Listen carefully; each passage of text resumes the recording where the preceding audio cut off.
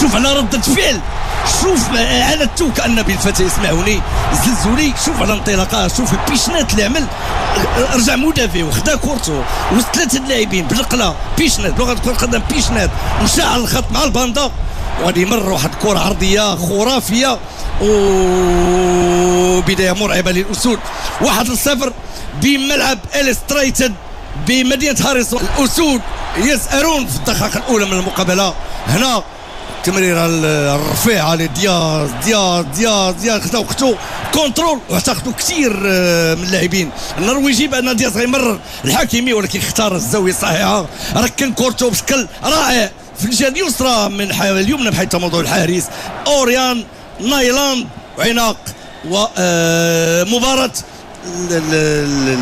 الامل، مباراة الخطوط العريضة، الفرحة كبيرة جماهير المغربية بالمدرجات الوان المغربية.